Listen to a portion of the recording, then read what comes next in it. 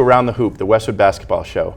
I'm your host, Mike Gay. Season 3, Episode 10, and we're in the final home stretch of the season.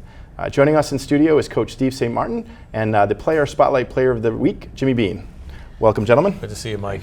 So, Coach, why don't you take us out a review of this past week, which Sure. has been a very good one for the boys' team.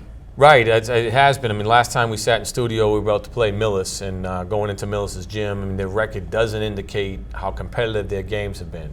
They are very well coached and did some. Their whole idea was to make it a half-court game, and to slow the pace down. And we wanted to speed it up, obviously, and so we were very successful in finishing out what we needed to do for that game.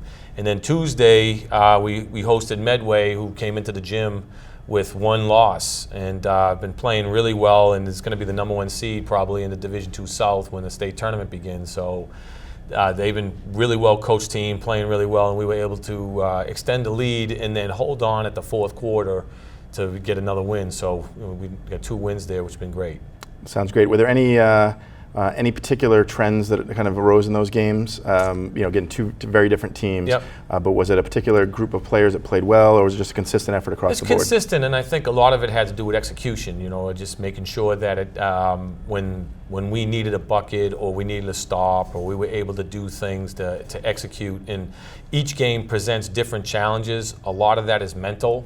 And just knowing what scouting reports are in preparation and seeing film and knowing how to adjust things and things that we've been working a lot on in practice to now put it forth in a game and execute it properly. Sounds great. Were you able to get out to quick leads like you had in some previous games, or again, was it fairly balanced? I know in the Medway game you started off stronger, Yep. Didn't finish as well. Right. How did that work? So in the Millis game, it was a little bit closer, and then we had somewhat of a lead, and they cut into it.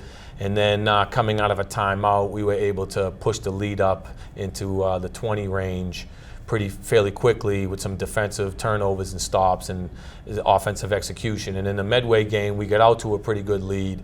And then in the fourth quarter, didn't execute the way we needed to. Medway went on a run, and that's what good teams do. They take advantage of your miscues. And so we were able to then put some good things ahead and hit some free throws down the stretch to extend the lead and get a W. That's great. How were you doing on the injury front? Knock wood, so it's a tough subject to talk about. Yep. How are the boys doing? All right. I mean, we have one gentleman out with a concussion right now, and same gentleman has been sick, and then we called up a player who hurt his knee yesterday, but hopefully both of them will be back pretty soon.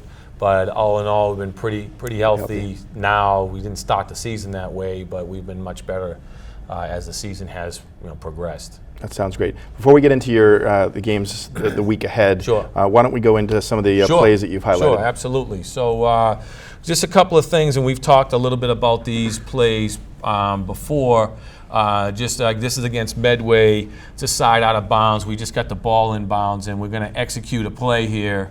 And we're just trying to run some clock and get a mismatch. And again, it's a pick and roll scenario where we're seeing how Medway is defending that play. So as Jimmy's setting the ball screen for James to come around his man, you notice where Jimmy's man is, and this is the read that James has to make. James is going to turn and attack and force Jimmy's man to play him and then lead Jimmy to the hoop for an easy layup. Because on the other side, you see that we have spacing here as Jack is going to cut through. So because of that, there's no help that's in here. And it allows us to get an easy basket here. So it's a good read by James and then better finish by Jimmy. So you see this keeps the ball high and then finishes the shot. So again, we can look at that if we go back and so you can see it in fast speed. Jack's man's going to completely leave him and come to Jimmy. So Jimmy has to keep the ball high to not turn it over. Makes a great move, good spin move. And again, these are some of the things we work on in practice. Post moves and spinning, getting comfortable locating where the hoop is. So that was the first play. Yeah, and on that play, he comes and sets the screen. Yep. And he drops with the right shoulder. Yep. And so if he drops with the left shoulder, he's taking his eye off the ball. Correct. And then it's disjointed. Correct. So when we talked about that, thinking of a hook as the person comes off, you want to spin off the shoulder that they hit. In this particular case, it was his right shoulder.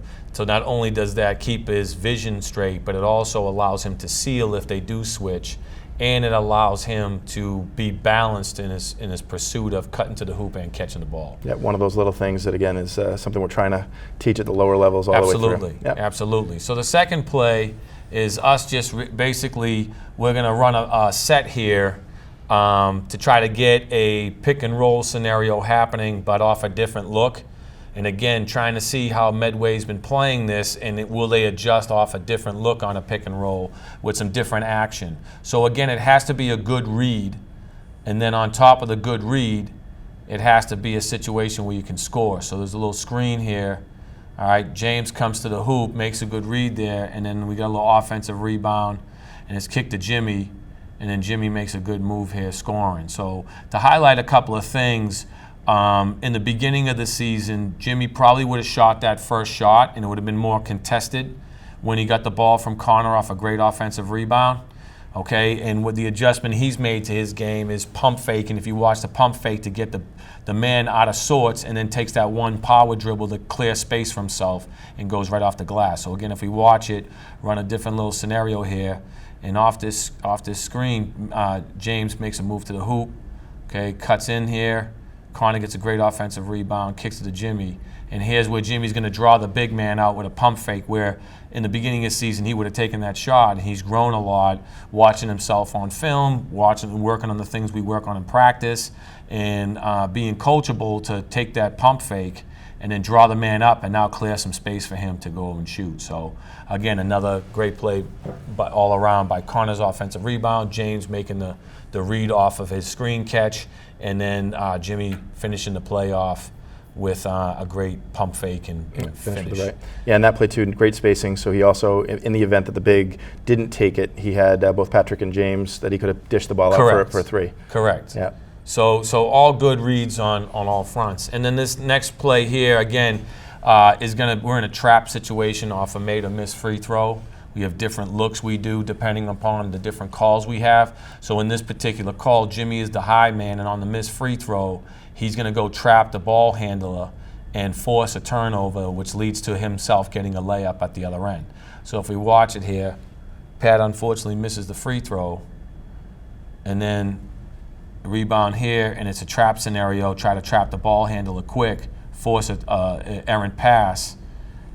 The young man saves it for Medway right into James's hand, and James alertly looks up, keeps it to Jimmy, and we get an easy layup out of there. So again, another read that's made, and another defensive thing that happens. And these are things that you can do when your team is concentrating at a high level. You can embed new things going as the season goes on. So we have different looks we do depending upon who's in the game and scenarios, and different traps we'll put in, and different calls from Coach Douglas usually has different calls off of when the free throws being huddled, depending upon what we want to do there. So the higher IQ and discipline and effort and energy that the team puts in, the easier it is to make these adjustments. So it's been really good. So going to that play, Coach Douglas calls the play. So whether it's a make or a miss that's down low, they can actually, they can trap the ball. Correct. In that case, the miss, but it wasn't a long rebound, so they go in effectively to their, a zone press to trap. Correct. Yeah. So, and it depends where the miss takes place and who gets it, depending on what call we're in, and also with the make. Could be a couple of different scenarios that we throw at them. Got it. And things that you want to add in as, we've qualified for the tournament, as teams have been scouting us, we're trying to add in new little nuances to plays, changing plays, adjusting things, or adding new things both offensively and defensively. Got it. So now on the Medway side of that, an errant pass, the player saves it under the offensive board. I was always taught when I was growing up, that's if you're going to save it in like that, you do it on that end of the court, not the other side. No, he did it right. Yeah, he did it right. Correct. Exactly. Correct. So I mean, that's what you teach your boys as well. You can save it on the offensive, under the offensive glass. Correct. On the defensive glass, you just take it and you go out of bounds. Or you try to throw it as long as you can. Got it. Yeah. But never near the hoop or towards the hoop. You turns into two, the wrong way. Easy two, correct. Yeah. No, that's great. All right, cool. So appreciate you going through those plays. Yeah, absolutely. Why don't you tee up the player spotlight player of the week? Sure. I mean, Jimmy Bean is a senior, and as we've talked about on the show before, your seniors are either leaders or they're cancer to your team, right? So we take very serious what seniors that we put on the team, and Jimmy has been nothing but a great leader. and just a fantastic leader. And also someone, again, as you see and we talked about in those clips, that has adjusted his game, because as a sophomore playing on JV, he was more of an outside shooter. And then last year, he shot a lot more from the outside and added some inside stuff to his repertoire. And this year, he's made a complete adjustment that benefits him and us by slowly concentrating on making sure he can get to the hoop. Because Jimmy's quick and athletic, and he's also ambidextrous around the hoop, so he's a real tough guard. He's a real mismatch guard, and that poses a lot of problems for defenses. If you know what Medway did, is they put one of their taller players on James to try to take away his ability to catch and shoot off a screen. So that gives us a mismatch down low, and it allows Jimmy to be able to do things and post plays up, and same with Favor and other players that are playing that 4 spot. So, he's been great with leadership in the locker room and his conversations and the way he's leading younger players and helping them develop and helping them grow. All those things are important because our seniors and captains speak first in the locker room after practices and games. So it's their words that they add in so much to what we're trying to do. And, no one's been better as a leader than Jimmy. Awesome. Well, that was a pretty good intro. So welcome to Around the Hoop. Thank you for having me. This is the Norwood Physical Therapy and Vanderbilt Club Spotlight Player of the Week. So you're a senior. Again, you've been a huge part of the program over the last couple of years. Walk us through the experience in general. You're in the home stretch of your high school career. I think definitely it's been a really good season so far, and my first year in varsity as a junior, I think leadership role-wise, I got a lot of help from like Owen, Shay, and Joey, like the seniors on the team last year, and it was a lot of fun. And the season ended kind of short in the playoffs, but we had to go do like a lot of work to get back at it. And I thought this year, the 2 losses at the beginning of the season, I think kind of like we had to put that in like as a good thing when you think about it, as like to learn from our mistakes and stuff like that. And I think it's really helped like throughout the season, and especially at this point of the year. I think everyone's really buying in, and like everyone's really close with each other, and it's made a really fun season. Hopefully, keep going on. Oh, that's great. So as Coach St. Martin said, it's tricky as a senior. You come in and you've got a very strong team. There may be some games where, depending on the game plan, depending on the team that you're facing, you may not get as many minutes as you were used to or you would like. Throughout the course of the season, that's happened at times. How have you stayed positive through that, and then turn that into working as hard as you can to now, demand more playing time, more minutes? Well, I think obviously like it's like a team sport, and you have to look out for like what's best for your team to win. And I think like at times like the last game versus Milos, Favor had 21 points, 17 rebounds, and stuff like that. So I know like he's going to be in the game for like pretty much the whole time. He played awesome. So like my role, like say I'm on the bench during the time, just to like keep the guys into it and keep the energy in the bench. So stuff like that, because I think for our team, like the number one thing is energy, and once we have that, then like our focus and execution gets there. So definitely like keeping the guys motivated, keep them into the game. If like say a team's going on a run, to help the guys in the court get more energy and more focus to help us get back in it. Yeah, no, well, that's certainly a great answer. And from a leadership perspective, doesn't matter if you're out there or you're on the bench or in the locker room or you're picking somebody up for practice. So that's pretty awesome. So what specific changes, what tweaks have you made in your game throughout this season to, again, contribute more? Or, is it on the defensive side? Is it on the offensive side? What have you done personally? I think for the most part this year, my offensive game has changed a lot, and I think talking with the coaches at the end of the year meetings, at the end of my junior year, just like work a lot more on my shot and try to get more arc on it. And I think I did that a lot over the summer and in the fall. And I think like I shot okay from long distance last year, but the beginning of this year was a big struggle. And after talking with Coach Leibrock and Coach St. Martin after the Hopkins game, just to like really just focus on like driving to the hoop more and that being the main focus. I think that's really helped me carry my game like a long way throughout the season. And it's definitely like now, like when I get the ball on the outside, like the only thing I think about is like drive to the hoop. And I think that creates like better shot opportunities and better lanes for other teammates to get open to help our chance in scoring and helping our team win the game. No, that's great. You also, too, Mike, has been very patient offensively, where he's catching the ball in situations where at the beginning of the year he might have shot a shot, and instead he's being more patient to look for things that are better shots for either himself or teammates, whether it's catching the ball at the high post and just being patient instead of rushing that, and then he's getting himself a layup or he's getting his teammate a wide open shot. And then like the example I showed you with the catching and the shot fake, instead of shooting a contested shot with a big man coming out, he's been patient, and that adjustment has been huge for him. And it's good for young players to see that, because a lot of players think that they have to score at that moment, and that's not really what happens. You're trying to get the best shot possible in the possession. And we just talked about offense, but we're not talking about defensively. Jimmy's worked really hard at being able to guard a couple of different positions, okay? So not only is he guarding centers and power forwards, but also in the league, in teams we play, there's a lot of stretch fours that bring out on the perimeter. So, and then in our trap situations and the way we rotate defensively, there are times where he has to guard a guard and a point guard, and being able to stay in his stance and stay down is definitely, adjustment that he's made in his game, and still trying to improve and still trying to get better with it. And then his rebounding as well. Like, he offensive and defensive rebounds very well for us. So it's not just this offensive component he's changed, which has been tremendous. It's also offensively, defensively, rebounding, and then from a leadership standpoint. And those are the things that, as a coach, it makes your job so much easier. Yeah. Well, seeing your game evolve over the last couple of years has been phenomenal. Actually, over the last 10, because I remember you growing up in second grade all the way through. So continued success for you and the team. Coach St. Martin will go over kind of the road ahead here, but it's great to have you on the show and to see your growth as a player. So, Coach, walk us to the upcoming week. Sure. So tonight we go to Norwood, which would be a great matchup. I mean, first of all, they're extremely well coached, and they're going to be very prepared. And then on top of that, the environment's going to be great. It's going to be a playoff type atmosphere, because the doubleheader with the girls program, which is great to do. We have the early game, the 5 o'clock start, and also Norwood is on the cusp of trying to make the tournament, and they need these games.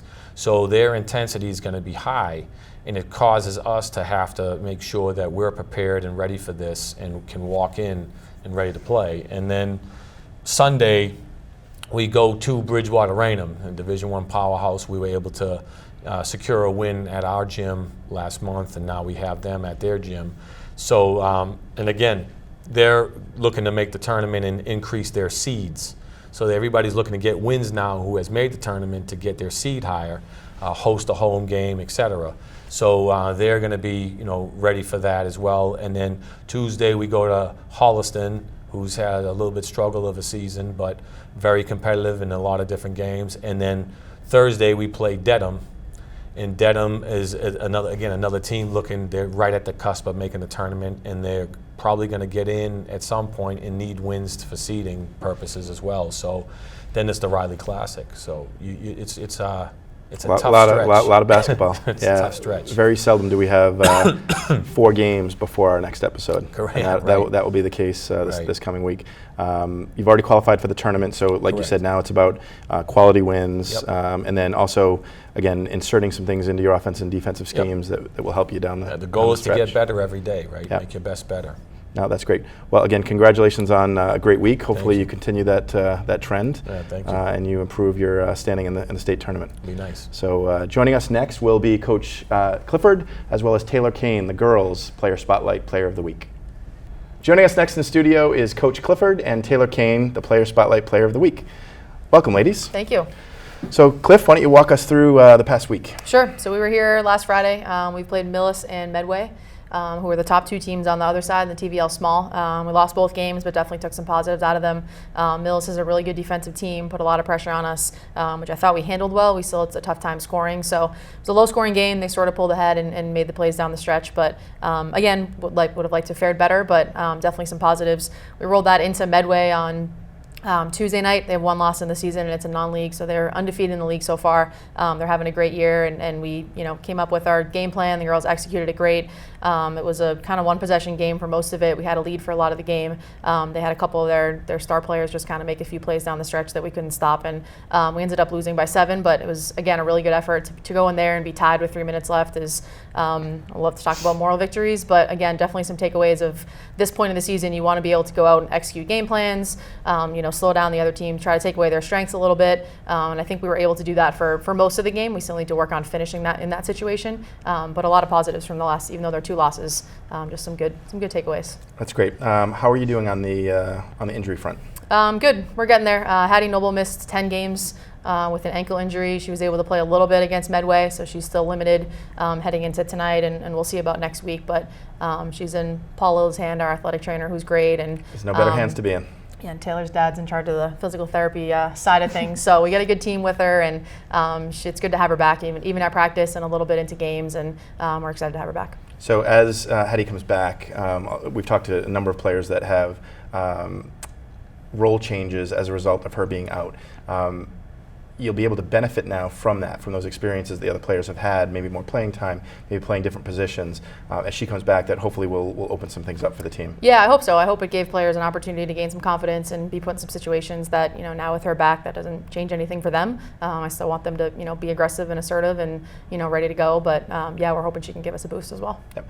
Having qualified for the tournament, are you also kind of looking at maybe some different wrinkles to add to your offense, your defense? Were you able to incorporate any of those into those last couple of games? Yeah, a little bit. I think we're still taking things one game at a time. We want to improve our seeding and just to see how high we can get. And I think a home game looks a little bit unlikely just the way the field is shaking out in D2 South. But we're still focused on the regular season and sort of maximizing that record as best we can. We'll have some time over vacation and things to think about tournament matchups and that sort of thing. But I think we're still just sort of focused on the league schedule and trying to take things one game at a time. Great. Before we get to meet Taylor a little bit more, why don't you walk us through some of your plays that you highlighted? Yeah, sure. So we have a couple clips from Medway.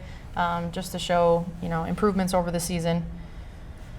So this first one shows a little bit of just some really good interior passing. So Sarah Roycroft's on the baseline. Let me get this in slow-mo. She has a nice feed to Chloe Callahan. Well defended by Medway, just well contested. Chloe misses it, stays with it, and gets her own rebounds, which was huge. I think Chloe's a person that earlier in the season, and this is true for a lot of our team, this is emblematic of how we've improved, might have just thrown up a bad shot there, but realized she was well defended. She kicks it out to Caitlin Fleming, who hits Sarah again, and then we see Chloe come down from the wing over here, make a great cut. Sarah finds her again for a nice pass, and Chloe's able to finish this one. So just a heads-up play and good composure all around, and some good passing and a big basket for us. The other one is similar. It's actually Chloe again, but it shows kind of where we are. So we have Sarah again on the baseline. She's going to find Chloe in the middle. And again, instead of forcing up a shot, she realizes she's well defended. She's able to kick this out. Caitlin Fleming keeps the spacing. She's shot ready, shoots over 2 defenders, and is able to hit a 3 at a pretty big point in that game to keep us in it. Medway had started to pull away, and we were able to stop the bleeding and cut that, I think, back to a 1-possession game at that time, so that was great. But just the composure on offense we've been working on a lot, and that's just 2 plays that show different players kind of not being afraid by the moment and just making the simple and smart decision.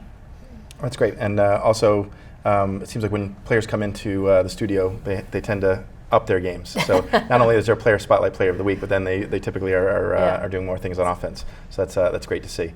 So speaking of the neurophysical therapy Vanderbilt Club player of the week, player spotlight, why don't you intro Taylor? Yeah, sure. So Taylor's one of our senior captains, has been great this year. His leadership skills are great and buys into the team culture and the program, all that stuff. Unfortunately got hit with the flu, and usually people miss a practice or 2. We missed Taylor for over a week and 3 games, and she just really got hit with it and was down for the count. I think you don't realize kind of everything that someone does until they're gone for a while, and we really felt that absence and missed a couple cool moments of the season, which we were sad for her. Luckily she got a couple games on some live streams that the other towns were running, which was great, but we're just happy to have her back. And it's I think one of those things you take for granted of what someone's bringing to the table, but you don't really feel it until it's not there for a little bit, and that week absence is extended for what we're used to. I think when people miss time, they're either at least still around, or so to just not see a kid for 8 days was really weird in the middle of a season, but we're happy to have her back. Yeah, that's the difference between a sprained ankle and actually Right. having a virus that you can spread to I mean, others. part of us didn't want to see her. I didn't. Yeah. I mean, Yeah. but yeah, we definitely miss having her around. Everyone's panicked now with the coronavirus, so it was not the coronavirus, it was just the flu. No, we're good. So there you go. So again, welcome. This is your second time here this season. We met you with the other captains, but that's a little bit more intimate one-on-one. So why don't you just walk us through the season and again, some of the challenges of missing what it meant to you. Yeah, so this season so far has been actually a lot more successful, I think, than the whole team thought at first, just because we missed like a lot of seniors last year who were like a huge impact left.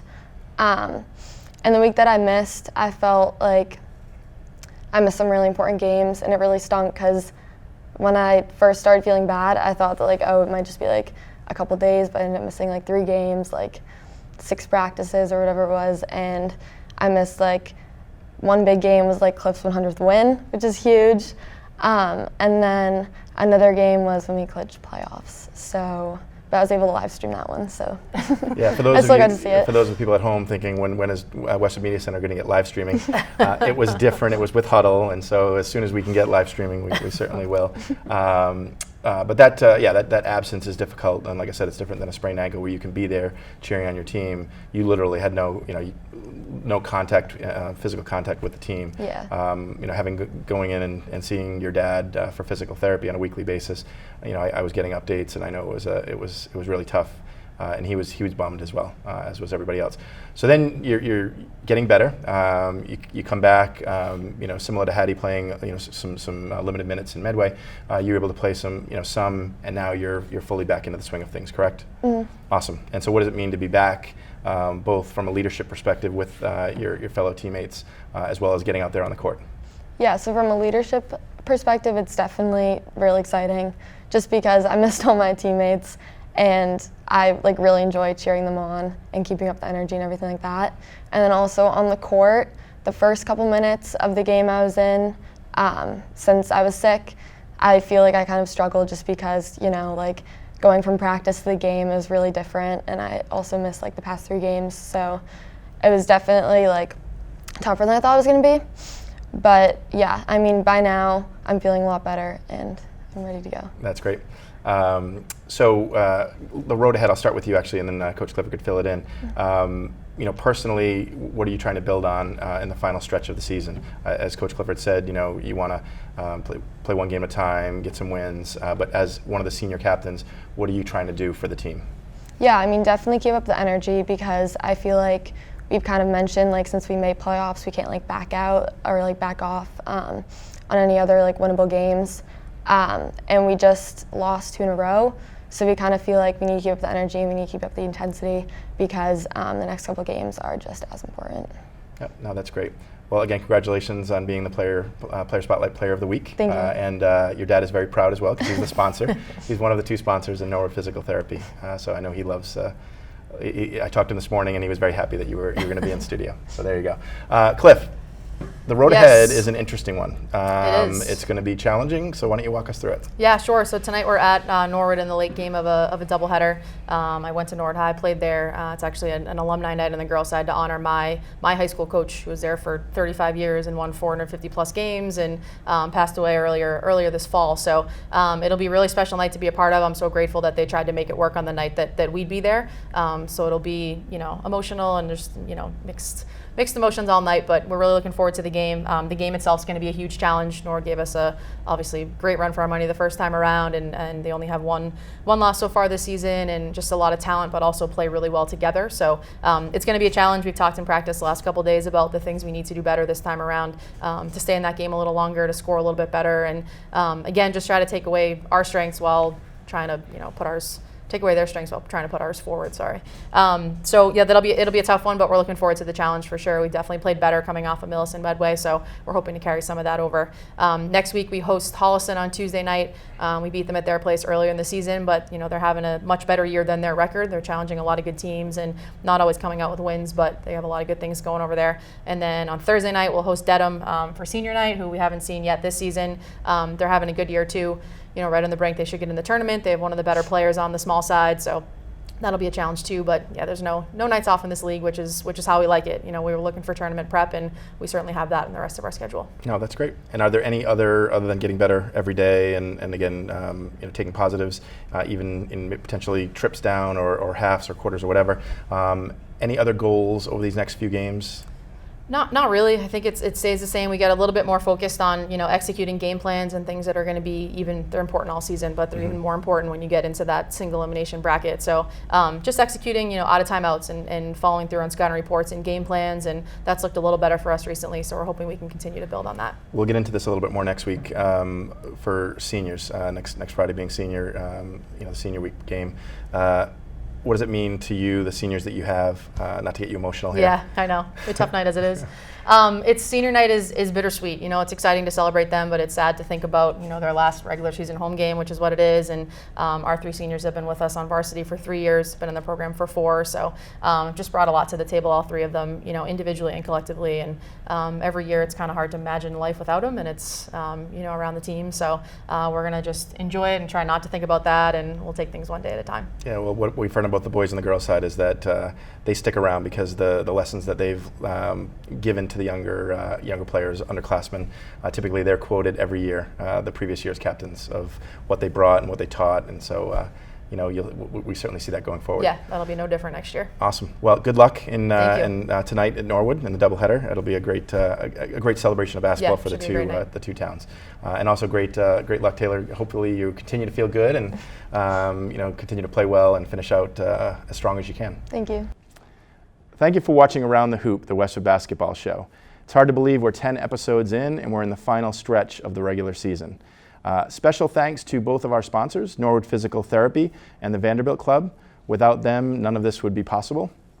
I also want to thank Coach Clifford and St. Martin.